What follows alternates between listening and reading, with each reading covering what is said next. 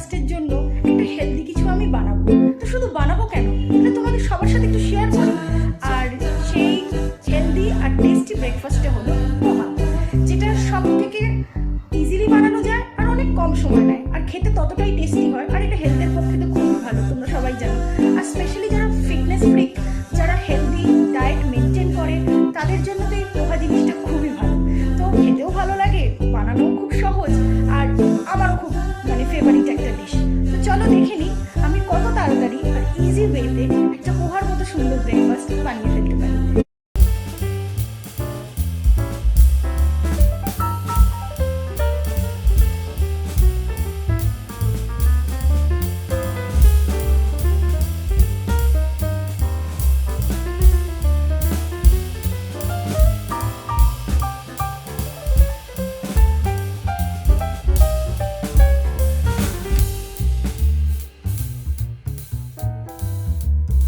চিনিটাকে কিছুক্ষণ জলে সোক করে রাখতে হবে।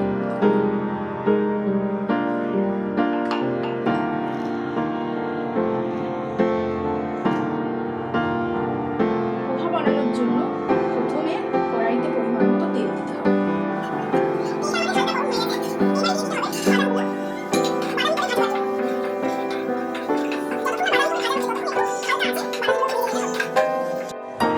বেশ কিছুক্ষণ ভাজবার পর বাদামগুলো আস্তে আস্তে ব্রাউন হয়ে আসছে, এবার এটাকে তুলে নিতে হবে।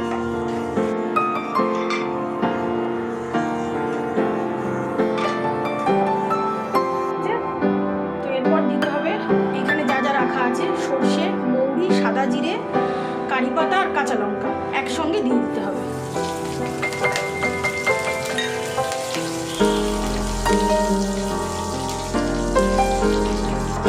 এরপর এটা কিছুক্ষণ নাড়াতে হবে, আস্তে আস্তে এখান থেকে স্মেল বেরোবে। স্মেল বেরোনো শুরু হয়ে গেছে।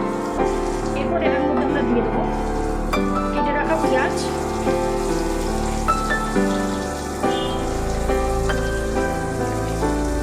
গাজর আর কিছুটা বাদাম।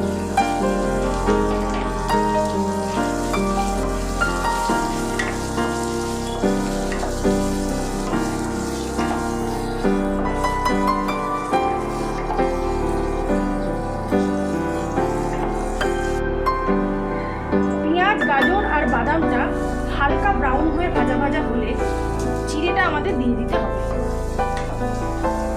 চিড়েটা অনেকক্ষণ জলের মধ্যে সোক করে রাখার পর আস্তে আস্তে কড়াইতে দিয়ে দিতে হবে এইভাবে।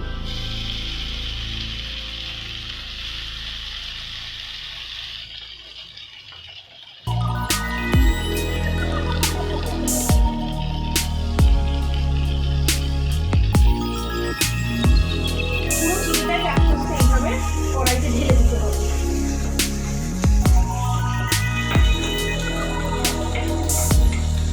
এবং তারপর স্বাদ মতো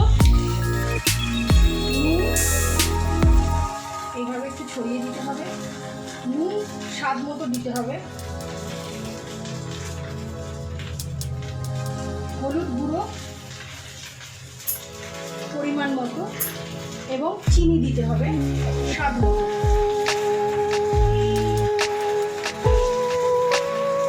মিশিয়ে নাড়াতে থাকতে হবে যাতে তলায় না লেগে যায়। তারপর এটাকে ভালো করে মিক্স করে নিতে হবে।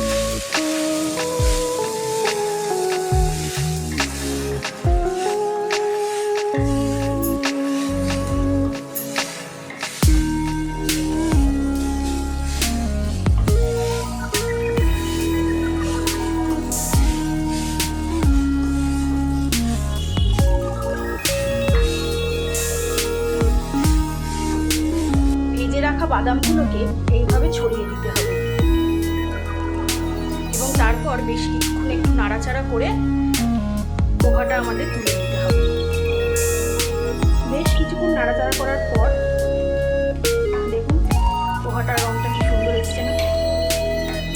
ফাইনালি আমাদের পোহাটা রেডি। আমি খেয়ে দেখেছি, খুব টেস্টি হয়েছে খেতে। এরপর আমরা এটাকে নামিয়ে নেব কড়াই থেকে। এই হচ্ছে আমাদের পোহার ফাইনাল লুক।